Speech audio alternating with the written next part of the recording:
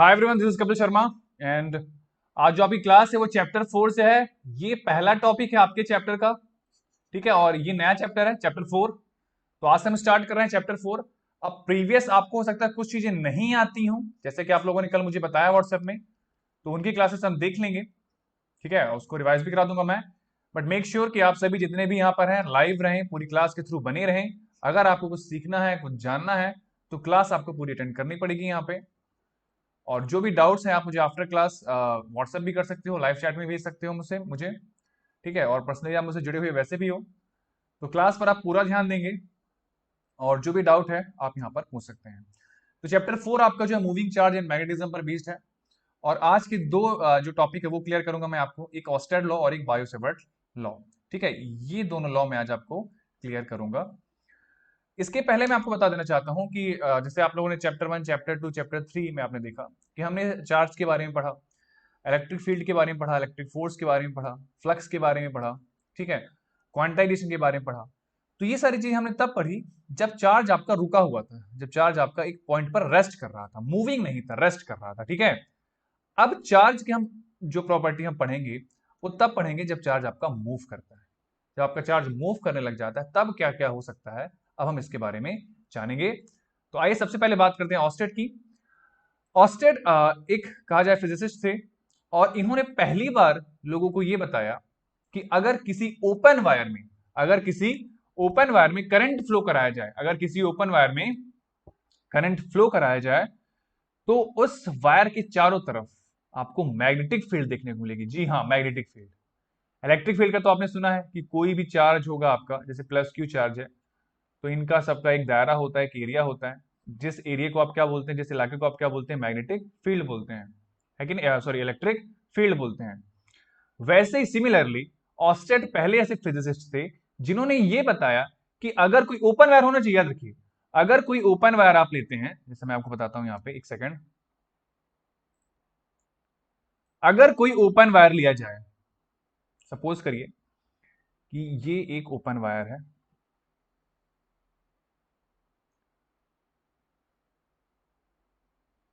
यहां आपने एक की लगाया हुआ है, यहां आपने एक बैटरी लगाई हुई है, और ऐसे इसको आपने जोड़ दिया। ठीक है, अब बैटरी लगाई हुई, ये प्लस एंड, ये आपका माइनस एंड, करंट आपका ऐसे फ्लो करेगा। इस टाइम में की यदि आपका जो की है, यदि वो ऑन कर दिया जाए, आपका की यदि आपने ऑन कंडीशन में रखी हुई है, तो करंट यहां पर फ्लो करेगा। अब उन्होंने किया क्या कि जब इसमें करंट फ्लो होने लगा, इस एक्सपेरिमेंट की बात कर रहा हूं मैं, जब इसमें करंट फ्लो होने लगा, तो उन्होंने क्या किया कि इस सर्किट के पास में क्या रख दिया, एक निडल रख दी, एक निडल रख दी। ठीक है, आई बस में एक निडल रख दी उन्होंने, तो करंट फ्लो होने लगा। अब ऑस्टिन ने क्या किया कि एक ओपन वायर लिया, उसमें करंट फ्लो कराया, की को ऑन किया, ऑन किया, तो उन्होंने ये देखा कि जो ये निडल यहां पे रखी थी, निडल मेटेलिक है ना, मेटल की है, जो निडल यहां पे रखी थी वो डिफ्लेक्ट करने लगी, और डिफ्लेक्ट करके उसने अपना जो पोजीशन है वो चेंज करके ऐसे कर लिया।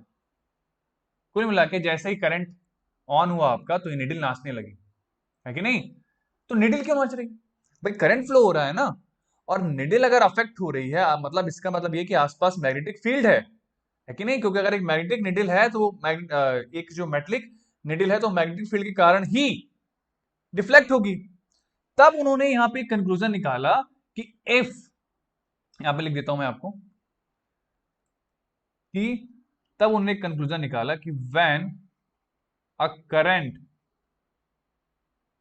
passes through, लिख लीजिएगा, when a current passes through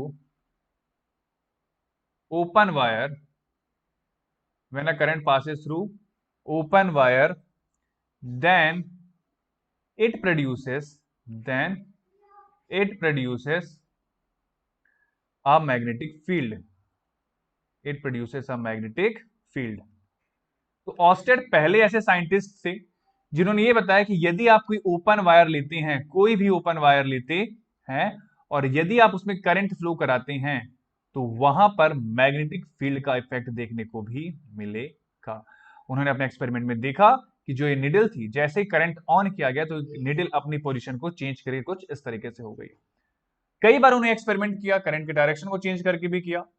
ठीक है, तो क्या बोल रहा है कि he discovered this phenomena while doing an experiment using a constant electric current, current की वैल्यू कांस्टेंट थी, so he was able to detect what it turn out to be a constant electric field around the wire of his electric circuit. तो उन्होंने ये conclusion निकाला कि अगर constant current flow कराया जाए तो एक कांस्टेंट मैग्नेटिक फील्ड कुछ इस तरीके से, ठीक है, इसके आसपास प्रोड्यूस हो जाती है। So this effect is called Oersted effect, Oersted law के नाम से फेमस है। और ऑस्टेड लॉ क्या कहता है कि when a current passes through open wire then it produces a magnetic field. Is that clear everyone?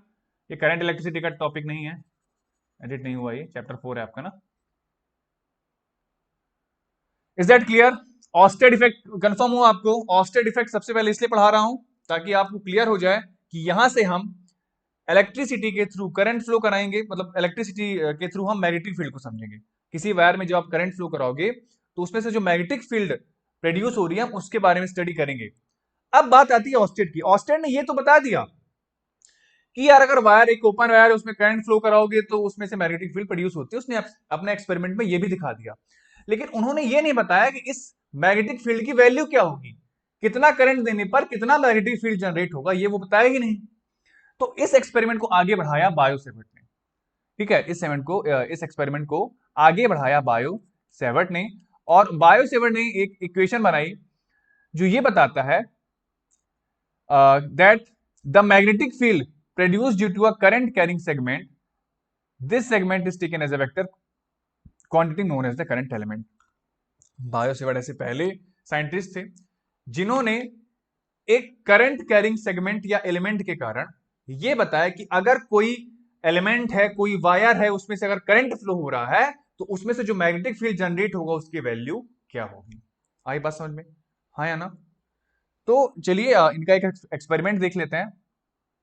Again बता रहा हूं आपको, ऑस्टेड ने ये नहीं बताया था कि कितना मैग्नेटिक फील्ड जनरेट हो रहा है, ठीक है, उन्होंने सिर्फ एक्सपेरिमेंट करके ये बता दिया था कि if there is current there will be definitely magnetic field. इसकी वैल्यू बताने वाले थे बायोसेवर्ट। अब उसके लिए उन्होंने क्या किया कि एक एक्सपेरिमेंट किया। उन्होंने क्या किया कि एक इनफाइनाइट लेंथ का वायर लिया, इनफाइनाइट लेंथ का उन्होंने क्या किया, एक वायर लिया, ऐसे इनफाइनाइट लेंथ का उन्होंने एक वायर लिया, ठीक है, और उसमें इन्होंने करंट फ्लो कराया, एक कांस्टेंट करंट फ्लो कराया जिसकी वैल्यू थी I. Okay, is that clear? जिसकी वैल्यू थी आई, ये करंट फ्लो हो रहा था इस पूरे वायर में। Is that clear? अब किसी ओपन वायर में अगर करंट फ्लो होगा तो आसपास क्या होगी, मैग्नेटिक फील्ड। तो मान लो इस पॉइंट की हम बात कर रहे हैं, यहां से इस डिस्टेंस पर मान लो ये पॉइंट आपका P है, इस डिस्टेंस मान लो ये डिस्टेंस कितना था, R था, ठीक है, R डिस्टेंस पर आपको इस P पॉइंट पर क्या निकालना है, मैग्नेटिक फील्ड की वैल्यू निकालनी है। ओके, मैग्नेटिक फील्ड की वैल्यू निकालनी है। तो कैसे निकालेंगे? तो देखिए,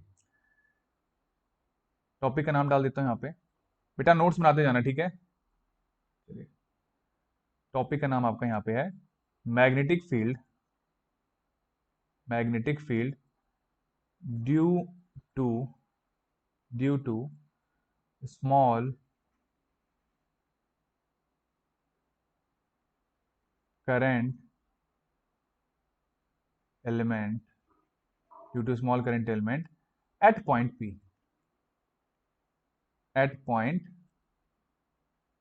ठीक है। ये टॉपिक का नाम है आपके, बायोसेवर्ट लॉ हम पढ़ रहे हैं और हम कैलकुलेट कर रहे हैं मैग्नेटिक फील्ड। और टॉपिक का नाम आपके क्या है, magnetic field due to small current element. अब करंट एलिमेंट क्या है पहले ये जान लो। देखो, ये एक एल लेंथ की वायर है, हाँ या ना, ये पूरी वायर एल लेंथ की है आपकी। इसमें करंट कितना फ्लो हो रहा है आपका, आई फ्लो है, कांस्टेंट करंट आई फ्लो हो रहा है। तो इस बड़े वायर को हम क्या करते हैं, छोटे छोटे एलिमेंट में डिवाइड कर देते हैं, छोटे छोटे एलिमेंट में डिवाइड कर देते हैं। ये एक छोटा सा एलिमेंट हमने ले लिया और इसको हमने डिवाइड कर दिया, ठीक है। आई बात समझ में? एक चीज और बता देना चाहता हूं कि वायर और जिस डिस्टेंस पर आप मैग्नेटिक फील्ड कैलकुलेट करना चाहते हैं उनके बीच में एंगल क्या बन रहा है, थीटा एंगल बन रहा है। क्या बन रहा है? थीटा एंगल बन रहा है। अब एक छोटा सा, ये पूरा वायर भूल जाओ, एक छोटा सा आपने टुकड़ा ले लिया है, ठीक है, वायर तो बहुत बड़ा है लेकिन आपने क्या किया है, वायर को छोटे छोटे टुकड़ों में डिवाइड कर दिया है। और ऐसा ही एक छोटा सा टुकड़ा ये है, इस छोटे से टुकड़े को आप नाम देते हैं DL। याद रखना, L लेंथ की वायर थी, अगर आप स्मॉल एलिमेंट लेते हैं, ठीक है, तो जो ये टुकड़ा होगा वो आपको क्या कहलाएगा, डीएल कहलाएगा। छोटे टुकड़े के लिए हमेशा आप क्या लोगे, डीएल। जैसे आपका कोई वायर एक्स लेंथ का है तो मैं आपसे बोलूं स्मॉल एलिमेंट ले लो तो डीएक्स ले लेना। अगर वाई है तो क्या ले लोगे, डी वाई। अगर जेड है तो क्या ले लोगे, डी जेड। वैसे लेंथ अगर एल है तो मैं बोलूं स्मॉल एलिमेंट ले लो उसका, तो डी एल ले लेना। छोटे छोटे टुकड़ों में आपने वायर को काट लिया। मान लो एक बड़ी सी वायर थी तो उसमें आपने छोटे छोटे टुकड़ों में वायर को काट लिया। अब एक चीज बताइए, इस डी एल एलिमेंट से, टुकड़े से आई करंट फ्लो हो रहा है ना, तो इसी को क्या बोलते हैं हम, करंट एलिमेंट बोलते हैं। यानी कि करंट एलिमेंट इक्वल टू क्या होगा आपका, आई डी एल होगा। आई बस में मतलब ये आई जितना करंट डीएल जितनी लेंथ से पास हो रहा है, इसी को बोलते हैं करंट एलिमेंट। और इस लेंथ में से आई करंट पास हो रहा है, ये होगा करंट एलिमेंट। और कहां जा रहा है आपका, ये वायर के थ्रू जा रहा है, पास हो रहा है। क्लियर है यहां तक, ठीक है। करंट एलिमेंट आइडियल क्लियर हो गया। थीटा क्या है आपका, वायर और जिस पॉइंट पर आपको मैग्नेटिक फील्ड निकालना है उसके बीच में क्या है, लेंथ है, सॉरी थीटा एंगल है। ये कुल मिला के ये कह सकते हो आप, ये जो आईडीएल है ना, ये जो करंट एलिमेंट है, ये डीएल है, उसमें से करंट कितना पास हो रहा है, आई। तो ये जो आईडीएल करंट एलिमेंट है, इसके और इस पॉइंट के बीच का एंगल आपका थीटा है। ठीक है, आई बात समझ में। तो एक्सपेरिमेंट के थ्रू पता चलता है कि जो मैग्नेटिक फील्ड की वैल्यू है, मैग्नेटिक फील्ड को आप शो करेंगे किससे, बी से। किससे, बी से। जो मैग्नेटिक फील्ड की वैल्यू है वो पता चला है एक्सपेरिमेंट से कि म्यू नॉट आई इंटू होगा आपका डी एल, वेक्टर क्वांटिटी को, किसका डायरेक्शन है, cross R, cross R divided by होता है 4 पाई r²। ये बेटा एक्सपेरिमेंट से आया है। जैसे आप लोगों ने कूलॉम्स लॉ पढ़ा था ना, Q1 Q2 अपॉन r², यहाँ पे K था। सिमिलरली उसी प्रकार से एक्सपेरिमेंट से पता चला है कि जो मैग्नेटिक फील्ड होती है किसी करंट एलिमेंट के कारण, वो होती है mu naught I dl cross r cap upon 4 pi r²। यहां तक इसको नोट डाउन कर लो, ठीक है। अब जैसे कि आप देख पा रहे हो यहाँ पे क्रॉस प्रोडक्ट है, यानी कि ये एक वेक्टर प्रोडक्ट है। और जब भी कभी आप वेक्टर प्रोडक्ट हटाते हो तो वैल्यू क्या आती है बताइए, डी बी इक्वल टू कितना हो जाएगा बताइए आपका, यहाँ पे mu not I D L R cap, यहाँ पे रहने दो, आ जाएगा साइन थीटा। जब भी कभी आप क्रॉस प्रोडक्ट हटाते हो तो क्या मिलता है आपको, साइन थीटा मिलता है, A B sine theta. Similarly यहाँ पर क्या आ गया आपका, आर कैप साइन थीटा। और नीचे क्या था आपके पास बताइए, 4 पाई r²। अब ये आर कैप क्या है, ये एक यूनिट वेक्टर है, ठीक है। ये एक यूनिट वेक्टर है। यूनिट वेक्टर की वैल्यू आप लोगों को पता है क्या होती है, vector R upon magnitude R, 11th में पढ़े होगे। यूनिट वेक्टर की वैल्यू क्या होती है, vector R upon mod R. Value put कर दो यहाँ पे, तो डी बी इक्वल टू हो जाएगा आपका mu not I D L, यहाँ पे हो जाएगा आपका वेक्टर आर, यहाँ पे हो जाएगा आपका साइन थीटा, यहाँ पे हो जाएगा 4 पाई। ध्यान देना ये भी मॉड आर है और ये भी मॉड आर है। तो यहां पर जब आपने इसकी वैल्यू पुट की तो ऊपर आ गया आपका वेक्टर आर, और नीचे r² के साथ ये वाला r क्या हो जाएगा, मल्टीप्लाई हो जाएगा। तो यहाँ पे कितना बचेगा, r³। ठीक है, आई बात समझ में, हाँ या ना, ये आपने कर दिया। अब सिंस ये जो dB है, ये मैग्नेटिक फील्ड है किसके कारण, एक स्मॉल करंट एलिमेंट के कारण। यानी कि एल लेंथ की वायर थी, उसमें एक छोटा सा टुकड़ा आपने लिया था डीएल, उसके कारण जो आपको मैग्नेटिक फील्ड मिल रही है वो है, मिल रही है डीबी। लेकिन अगर आपको चाहिए फुल बी, यानी कि magnetic field due to complete wire, अगर आपको चाहिए तो आपको करना पड़ेगा इंटीग्रेशन, ठीक है। कंप्लीट वायर अगर आपको चाहिए तो आपको निकालना पड़ेगा बी, और वो कैसे आएगा आपका, इंटीग्रेशन करके, ठीक है। मैग्नेटिक फील्ड याद रखना एक वेक्टर क्वांटिटी है और इसका भी एक डायरेक्शन होता है, डायरेक्शन पर कल चर्चा करूंगा। आज इसको देख लो, आगे बढ़ा रहा हूं, स्क्रीनशॉट ले लेना, ठीक है। तो वैल्यू क्या बची हमारे पास, डीबी की वैल्यू रखनी थी। डीबी की वैल्यू हमारे पास क्या आई थी, म्यू नॉट आई, उसके बाद क्या था आपका डी एल, और यहाँ पे कितना था वेक्टर आर, और यहाँ पर कितना आ जाएगा बताओ आप लोग मुझे, 4 पाई r³ साइन थीटा। अब सिंस एक ही डायरेक्शन में आपको निकालना है, ठीक है, मतलब एक ही डायरेक्शन में आप मैग्नेटिक फील्ड निकाल रहे हो, तो ये वाला आर, ये वाला आर को कट कर दो आप। यहाँ पे कितना जाएगा आपका mu not I D L, थोड़ा सा इसको छोटा लिखना चाहिए मुझे, एक सेकंड हाँ,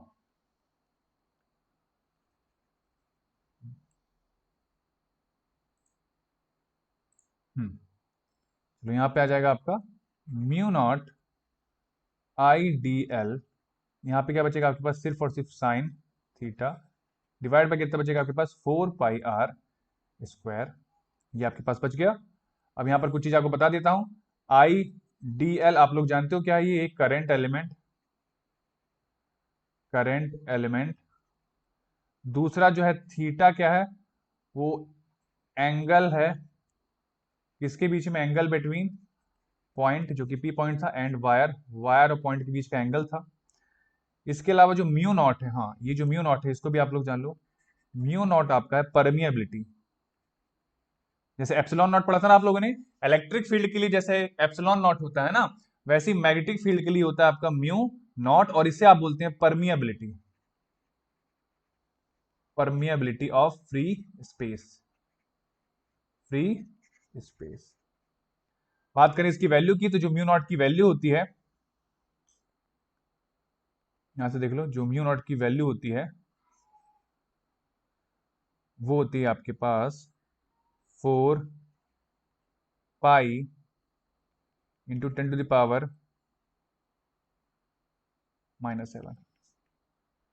ठीक है। इसका मेजरमेंट होता है टेस्ला मीटर पर एम्पियर, ठीक है, ये इंपॉर्टेंट है, याद कर लेना। ओके क्लियर है। तो ये आ गया आपका मैग्नेटिक फील्ड, किसके कारण, due to a small current element के कारण, due to a small current element के कारण ये आ गया मैग्नेटिक फील्ड। अब एक चीज और देख लेते हैं यहां पे, सबसे पहले केस वन मतलब कि जब थीटा इक्वल टू आपका 0 डिग्री हो।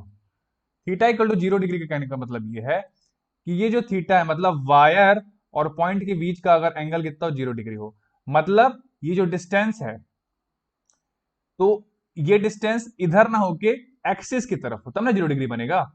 भाई ये आपका क्या है, ये वायर है, यहां पर आपने निकाला तो एंगल बन रहा है। एंगल कब नहीं बनेगा, जब ये जो आपका डिस्टेंस है वो इधर ही हो। पहले आप यहां पे निकाल रहे थे, जब एंगल 0 होगा, मतलब जिधर करंट है उधर ही आपका डिस्टेंस भी है, उधर ही आपको मैग्नेटिक फील्ड निकालना है। तो यानी कि आपको किधर निकालना है, एक्सिस पर निकालना है कि नहीं। और जब आप एक्सिस पर निकालेंगे तो आपका थीटा कितना हो जाएगा, 0 डिग्री हो जाएगा। और ध्यान से देखिए, अगर आपका थीटा 0 डिग्री है तो साइन थीटा बराबर हो जाएगा आपका साइन 0 डिग्री बराबर 0। क्यों, क्योंकि साइन 0 क्या होता है, 0। मतलब अगर आपका ये वायर है, और अगर वायर के एक्सिस पर आप फाइंड करना चाहते हैं मैग्नेटिक फील्ड, तो मैग्नेटिक फील्ड आपको वायर के एक्सिस पर मिलेगी 0। आई बात समझ में, यानी कि मिनिमम मैग्नेटिक फील्ड आपको किधर मिलेगी, ये 0 मैग्नेटिक फील्ड वायर के एक्सिस पर, जिधर वायर है अगर उधर ही आप निकालोगे तो आपको मैग्नेटिक फील्ड नहीं मिलेगी। केस 2, तो मैक्सिमम कब मिलेगी, केस 2 जब आपका थीटा इक्वल टू कितना हो, आपका 90 डिग्री। तो थीटा इक्वल पे जो साइन है वो अपनी सबसे बड़ी वैल्यू देता है और वो है 1। यानी कि आपको मैक्सिमम मैग्नेटिक फील्ड तभी मिलेगी जब जिधर आपका करंट एलिमेंट है, जैसे देखो इस केस में आपका करंट एलिमेंट किधर है, इधर है ना, और आप निकाल किधर रहे हो, इस पॉइंट पी पर। अगर दोनों के बीच में 90 डिग्री बन रहा है, मतलब करंट आपका इधर जा रहा है और आप निकाल किधर रहे हो, मैग्नेटिक फील्ड इधर निकाल रहे हो, 90 डिग्री बन रहा है। करंट आपका इधर जा रहा है और आप निकालना चाह रहे हो इधर 90 डिग्री पे, तब आपको मैक्सिमम मैग्नेटिक फील्ड मिलेगी। क्लियर है। तो करंट एलिमेंट अगर आपका 90 डिग्री बना रहा है किससे, पॉइंट से, तब आपको मिलेगी मैक्सिमम मैग्नेटिक फील्ड, याद रखना, ठीक है। So this is all about today. कल आपको डायरेक्शन के बारे में बताऊंगा और एक करेंगे derivation. Thank you so much. जो भी बच्चे यहाँ पर जुड़े हैं, यहाँ एक चीज बताना चाहूंगा कि आप यहाँ पर अपनी पूरी अटेंडेंस देंगे और व्हाट्सएप पर भी देंगे, और जो भी डाउट है तो आप मुझे लाइव चैट और व्हाट्सएप दोनों पर पूछ सकते हैं। जल्दी मिलते हैं अपने अगली वीडियो के साथ। यदि आपको कोई स्पेशल टॉपिक पर वीडियो चाहिए, तो सबसे पहले तो आपको मुझे नंबर्स देने होंगे। नंबर्स इट मीन्स कि स्टूडेंट की संख्या होनी चाहिए पर्याप्त, तभी मैं क्लास लूंगा, ठीक है। चलिए ठीक है फिर, थैंक यू सो मच।